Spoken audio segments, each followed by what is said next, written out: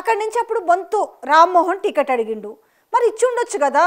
ఆబ్వియస్లీగా వీళ్ళు గెలవాలనుకున్నది కూడా ఎవరు? కిషన్ రెడ్డి గెలవాలి అనుకున్న మాట వాస్తవం అనేది కూడా పొలిటికల్ యాంగిల్లో తీవ్రమైన చర్చ జరిగింది.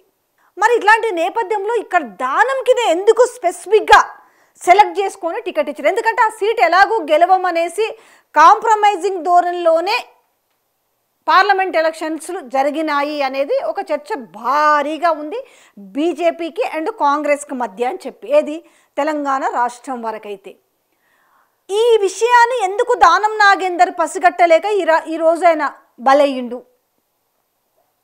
ఇంక ఎక్కడ ఉంది తప్పించుకోవడానికి? మొత్తం కూడా అష్టదిగ్బంధనం అయినట్టు అయిపోయింది కదా. అదొకటేనా?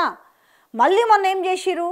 Jubilee hills by election star campaigner లిస్ట్లో దానం నాగేందర్ని కూడా పెట్టారు. నిజంగానే ఇప్పుడు దానం నాగేందర్ రేవంత్ రెడ్డికి కండిషన్ పెట్టే పరిస్థితిలో ఉన్నాడా?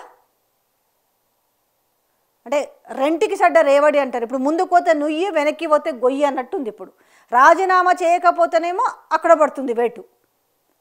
మళ్ళీ ఒక 6 సంవత్సరాల పాటు కంప్లీట్గా రాజకీయాలకు దూరం కావాల్సి వస్తుంది. ఇప్పుడు గౌరవంగా రాజీనామా చేయాలి. మరి రాజీనామా చేస్తే ఇప్పుడు వీళ్ళు ఏమన్నా అనుకున్న దానికి పెద్దపీట వేసే అవకాశం ఉందా? ఆ రోజు కూడా ఏదో కండిషన్ తోటే, అన్కండిషనల్గా అయితే జాయిన్ అయ్యి ఉంటాడు, కండిషనల్ తోటే జాయిన్ అయ్యి ఉంటాడు కదా. సో ఇదన్నమాట పరిస్థితి.